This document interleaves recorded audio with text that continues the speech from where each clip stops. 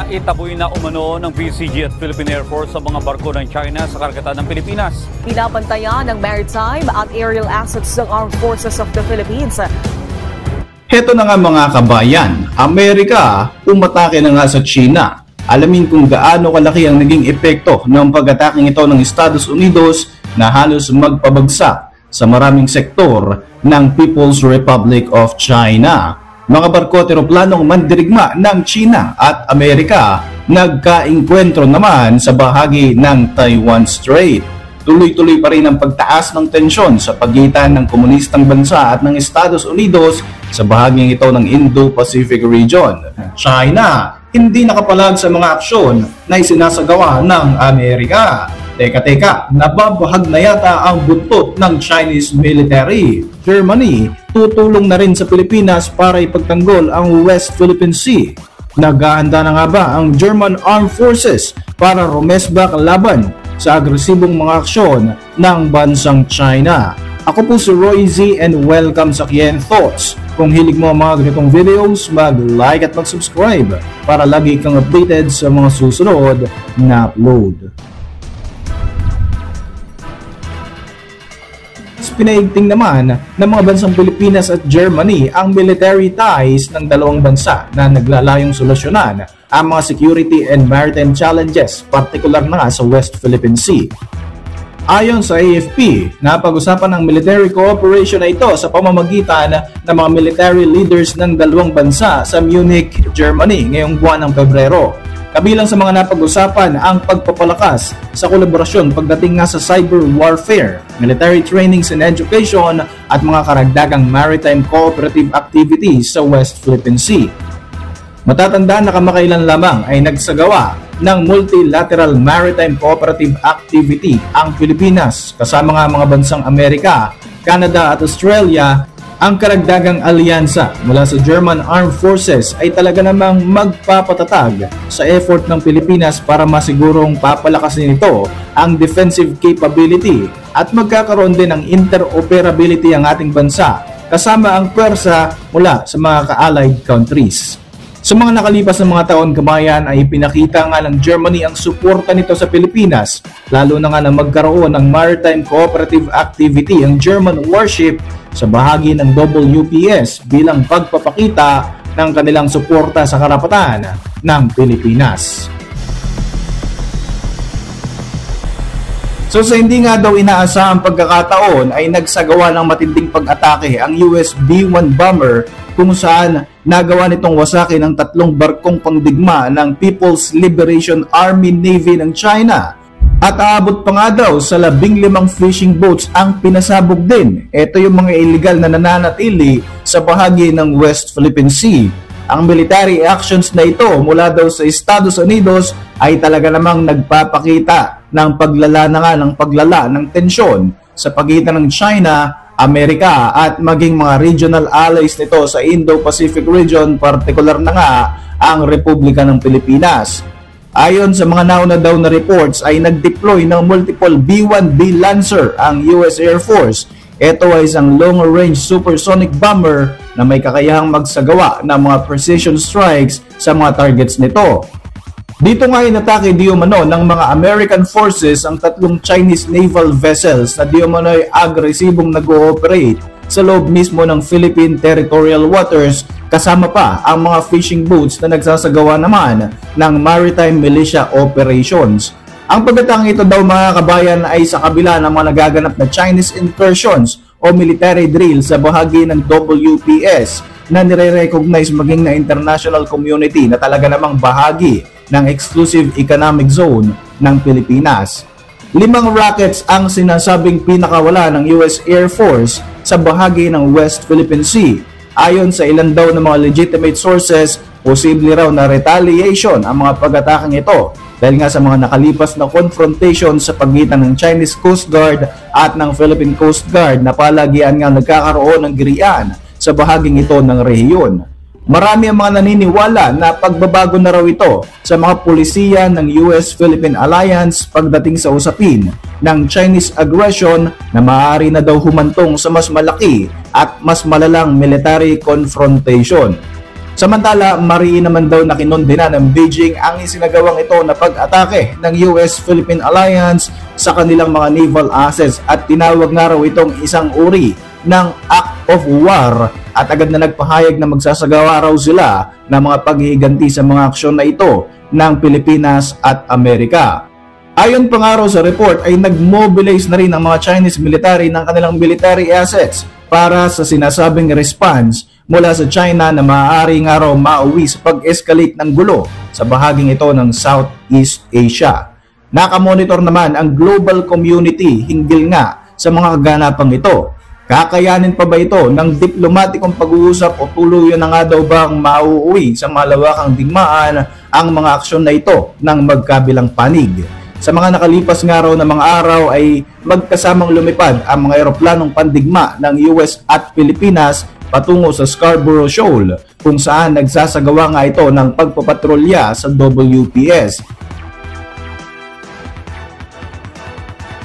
Ayon pa nga sa mga opisyal ng Philippine government, ang isinagawang military exercise na ito gamit ang Philippine FA-50 fighter jet kasama ang US B-1 bomber sa WPS ay talaga namang ikinagalit daw ng China dahil mas pinapalala nga raw nito ang sitwasyon at maaari nitong ilagay sa panganib ang katahimikan sa buong Indo-Pacific region. Nakikipagsabuatan daw di umano ang Pilipinas sa mga bansa sa labas ng rehiyon para mag-organize ng mga joint patrols dahil sinasadya nitong magasik ng kaguluhan sa disputed territory. Ayon pa nga sa Chinese spokesperson, nagsagawa ang Beijing ng kanilang sariling routine military patrol sa Scarborough Shoal at mananatili raw ang mga Chinese Air Force unit sa high alert para ipagtanggol di umano ang teritoryong bahagi ng China. Namataan ng mga Chinese warships sa loob ng ating exclusive economic zone. Ito nga yung isa sa mga pangunahing dahilan kung bakit mas napapadalas ang mga military drills ng Pilipinas kasama ang mga kaalyado nitong bansa. Sa kauna-unahang pagkakataon naman, simula nang muling maupo bilang Pangulo ng Amerika si Donald Trump, idineploy sa Taiwan Strait ang dalawang US Navy ships na talaga namang ikinagalit ng China. Ipinadala ng Estados Unidos ang guided missile destroyer na USS Ralph Johnson at ang survey ship na USNS Bowditch sa bahagi ito ng Taiwan para magsagawa ng routine North to South Taiwan Strait transit.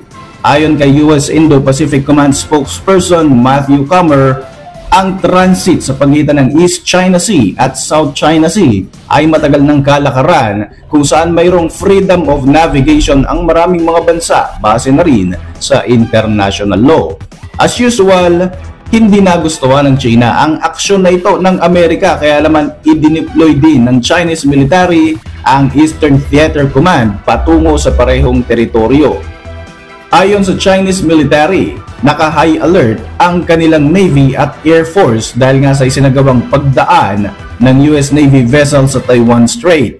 Alam naman natin na matagal nang inaangkin ng China ang Taiwan na isa namang matibay na kaalyado ng bansang Amerika. Lantarang sinabi ni Chinese President Xi Jinping na handa itong kunin ang Taiwan kahit gumamit pa nga ito ng puwersa. Etong dahilan kung bakit naman naging mas madalas ang mga routine maritime activities ng US Navy sa bahaging ito ng Taiwan para ipakita ang suporta sa karapatan ng kanilang kaalyadong bansa. Dito nga ay nagkaroon pa nga ng close encounter ang mga Navy vessels at mga Air Force unit ng China at ng Amerika. Ayon pa nga sa Beijing, ginagawa daw nila mga ganitong aksyon para masigurong mapapanatili nila ang kaayusan at katahimikan sa Indo-Pacific region. Sinabi naman ng Taiwan's Defense Ministry na nadetect nga nito ang 7 People's Liberation Army ship at halos nasa 30 warplanes ng China na paikot-ikot sa kanilang teritoryo. Dahil naman sa mas tumataas nga na tensyon sa pagitan ng China at US, mas binibigyang prioridad ng Beijing ang pagpapalakas ng kanilang military capability. Noong 2024, nagsagawa rin ng Chinese military ng strike simulation gamit ang kanilang anti-ship missiles at ang mga hard-to-intercept hypersonic missile weapons target ang mga US Navy vessels. Sinabi ng dating US Defense Secretary na si Lloyd Austin na ang giyera kontra sa China ay nalalapit na, talaga namang hindi na nga raw maiiwasan. Ang dalawang superpower countries na ito ay parehong nag-aambisyon na magkaroon ng malawak na impluwensya sa bahagi ng Indo-Pacific region. Dahil sa banta ng pagsakop ng China sa Taiwan, malaki ang posibilidad na mauwi nga sa malawakang digmaan ng mga tensyon at kaguluhan na nagaganap ngayon sa ating mundo. Alam ng China na crucial para sa Amerika ang mga aircraft carriers at ang mga destroyers nito, kaya naman nag-i-stock na ng mga anti-ship ballistic missiles ang China na binansagan nga nitong carrier killers dahil ang main purpose nito ay upang i-paralyze o wasakin ang mga aircraft carrier ng Estados Unidos. Samantala mga kabayan, ayon sa report ng Global Times, nagkaroon ng sunod-sunod na pag-atake ang Amerika sa China na talaga namang malaki ang naging pinsala sa komunistang bansa. Isang report mula sa Chinese cybersecurity firm ang lumabas at nagsasabing nagsagawa ang Estados Unidos na aabot sa 1,300 Advanced Persistent Threat o APT attack sa 14 key sectors ng China noong 2024. Sinasabing ang APT organization sa likod ng mga pag-ataking ito ay 13 primary organization ng US na nag-ooperate sa bahagi ng South Asia, Southeast Asia, East Asia at North America. Kasama di umano sa mga tinarget ay ang mga government agencies, education facilities, scientific research, national defense and military industry at maging mga transportation sectors ng China. Ilan nga sa mga 13 identified APT organization mula sa East Asia ang sinasabing pinaka-aktibo, at ito nga ay ang APTC-00 o Ocean Lotus at ang APTC-39 CIA o Central Intelligence Agency ng Estados Unidos na nagsasagawa di umano ng pag-espiya sa China at maging sa ibang kalaban nitong mga bansa. Lumabas noong nakaraang taon ang ebidensya na tinarget ng mga pag-atake ng CIA ang defense and research-related objectives ng China. Naging mastermind ng Amerika sa pagsasagawa ng mga cyber attacks sa China sa mahabang panahon habang nagpe-playing victim pa daw ang mga ito sa espionage mula naman sa Beijing. Ayon yan sa isang Chinese cybersecurity firm. Sa kasalukuyan mga kabayan, nagbabatuhan ng mga patutsada at nagbibintangan ng mga bansang ito. Kasabay naman ito ang pagde-deploy nila ng mga pangmalakasang fighter aircraft at maging mga Navy vessels na talaga namang nakakabahala sapagkat isang pagkakamali lamang ay maaari nga itong mauwi sa isang malawakang digmaan na talagang makakaapekto sa maraming mga tao. Para sa inyong mga reaksyon, mag-iwan lang ng komento sa ibaba ng video na ito. Para manatiling updated sa ating mga susunod na upload, siguruhing mag-subscribe. I-like mo na rin ang ating mga videos bilang suporta. Muli, ako po si Roy Z at maraming salamat sa patuloy na pagsubaybay sa ating channel.